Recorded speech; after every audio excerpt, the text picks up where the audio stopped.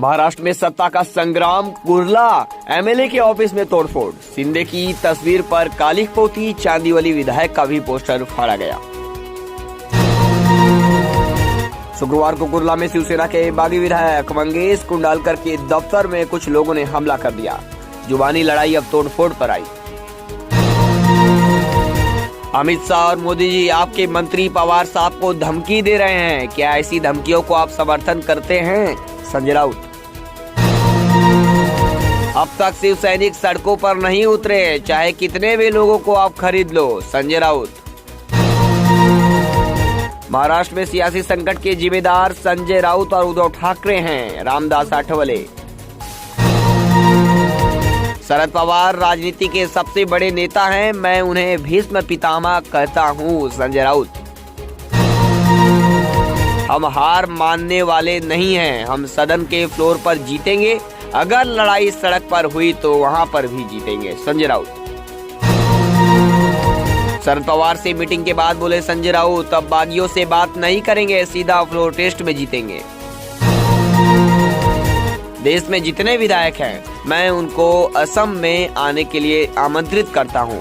मैं उद्धव ठाकरे जी को भी छुट्टियों के लिए बुलाना चाहता हूं। सीएम हेमंत बिस्वा शर्मा। महाराष्ट्र में अहमदनगर में शिव सैनिकों ने एकनाथ शिंदे के पोस्टर पर पोती काली हाय हाय के लगाए नारे। मुंबई में गुस्साए शिव सैनिकों ने बागी विधायक मंगेश कुंडलकर के दफ्तर में की तोड़फोड़। शिवसेना प्रवक्ता प्रियंका चतुर्वेदी ने कहा, हम शिव सैनिक हैं, हम लड़ेंगे और जीतेंगे।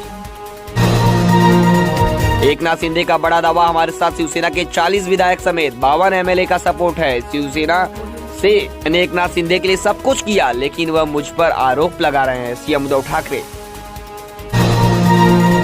केरल से बड़ी खबर है, वायनाड में राहुल गांधी के कार्यालय में तोड़फोड़, सीएम ने दिए कार्रवाई का आश्वासन। संसद भवन में द्रौपदी मुर्मू ने दाखिल किया नामांकन, प्रधानमंत्री नरेंद्र मोदी संग एनडीए शासित राज्यों के सीएम रहे मौजूद। उद्धव ठाकरे को हेमंत बिस्वा शर्मा ने दिया छुट्टी पर असम आने का न्योता, संघीय ढांचे को लेकर कई विवाद। अमरनाथ यात्रा के लिए सेना सहित सुरक्षा बलों ने संभाला मोर्चा का जिम्मा, हजारों जवान होंगे तैनात। महाराष्ट्र से बड़ी खबर है, मुंबई के सभी पुलिस थानों को हाई अलर्ट पर रहने का आदेश दे दिए गए हैं। बड़ी संख्या में सड़कों पर उतर सकते हैं शिव सैनिक। मैंने सीएम आवाज छोड़ा है, लेकिन मेरा संकल्प अभी भी मजबूत है, सियासी संकट के बीच बोले सीएम उद्धव ठाकरे। महाराष्ट्र में सियासी हलचल के बीच बोले तेजस्वी, जहां भी गैर बीजेपी सरकार है उसको चैन से रहने नहीं दिया जाता है।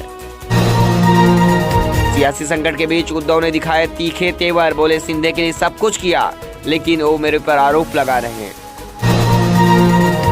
मराठी मानुष के लिए सेना सब कुछ है, मुंबई के शिव सैनिकों ने कहा, वो ठाकरे के साथ खड़े हैं। मुंबई के कुर्ला में शिवसेना के बागी विधायक के दफ्तर पर हमला, महाराष्ट्र पुलिस ने सभी थानों को किया अलर्ट। महाविकास आघाड़ी सरकार के संकट के बीच एनसीपी कांग्रेस के कोटे के मंत्रालयों के बीच मची होड़, जारी किए जा रहे हैं हजारों करोड़ों के जीआर। हाई अलर्ट पर मुंबई पुलिस, बड़ी संख्या में शिव सैनिक उतर सकते हैं और कर सकते हैं प्रदर्शन। शिवसेना को झटके पे झटका, अर्जुन खोतकर के खिलाफ ईडी की बड़ी कार्रवाई, 200 करोड़ की फैक्ट्री की जमीन जब्त। आदिवासी महिला को राष्ट्रपति पद के लिए चुना जाना ऐतिहासिक, जयराम ठाकुर। महाराष्ट्र की राजनीति में जारी उथल पुथल और सत्तारूढ़ गठबंधन में शामिल पार्टी शिवसेना में विधायकों के बगावत के बीच मुंबई पुलिस ने ठाकरे परिवार की निजी आवास मातोश्री और पार्टी मुख्यालय शिवसेना भवन के बाहर सुरक्षा बढ़ा दी है। जानकारी के मुताबिक मुंबई पुलिस आयुक्त संजय पांडे ने मातोश्री में मुख्यमंत्री ठाकरे से कानून व्यवस्था की स्थिति पर चर्चा करने के लिए मुलाकात की है। मुंबई पुलिस के अनुसार शिवसेना के विधायकों द्वारा उद्धव ठाकरे के खिलाफ बगावत करने से मुंबई में शिव सैनिकों के हिंसक प्रतिक्रिया करने की आशंका है।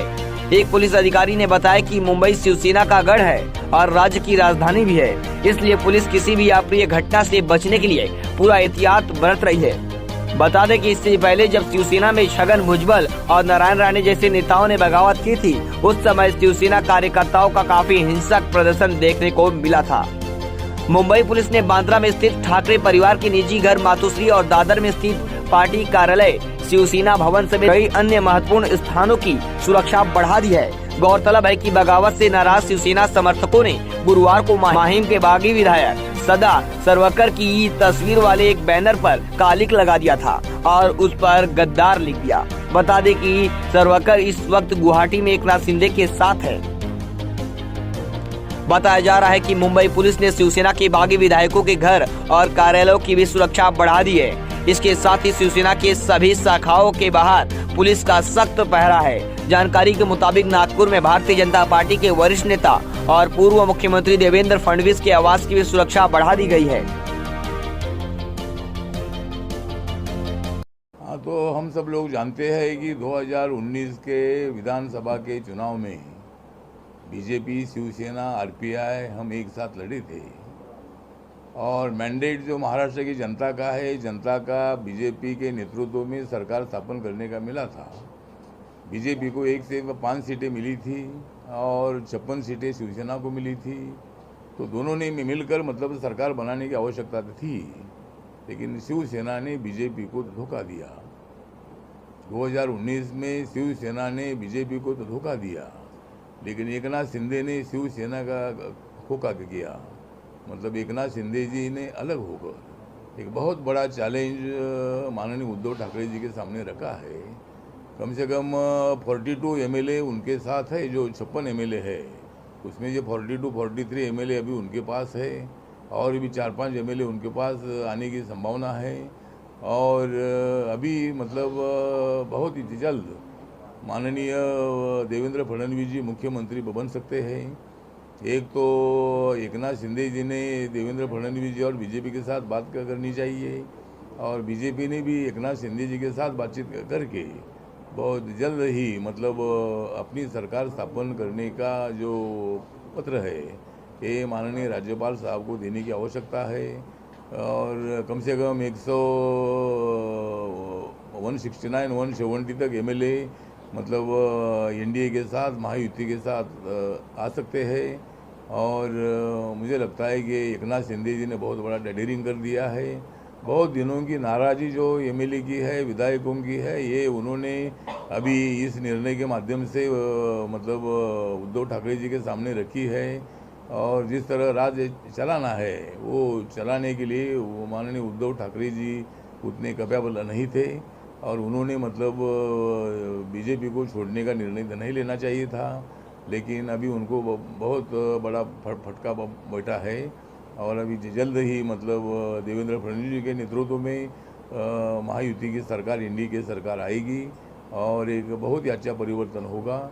इसमें मुझे लगता है कि बीजेपी का कोई बिल्कुल हाथ नहीं है। ये जिम्मेदारी शिवसेना की थी, अपने एमएलए को संभालने की जिम्मेदारी शिवसेना की थी, लेकिन उन्होंने अपने एमएलए को एकनाथ शिंदे जी को संभालने में वो मतलब नाकामयाब हो गए हैं और इसीलिए उसका आरोप बीजेपी पर लगाना अच्छी बात नहीं है। तो मुझे लगता है कि मैं एकनाथ शिंदे जी का आभार व्यक्त करता हूँ। उन्होंने एक बहुत बड़ा अच्छा निर्णय ले लिया है और जो बाला साहब ठाकरे जी कहते थे कि बीजेपी और शिवसेना ने एक साथ रहना चाहिए, उसी दिशा से पहल करने की कोशिश एकनाथ शिंदे जी की है और ज़रूर बहुत जल्द ही महाविकास आघाड़ी की सरकार जाकर वहाँ महायुति की सरकार जो है ये सरकार वहाँ आ जाएगी।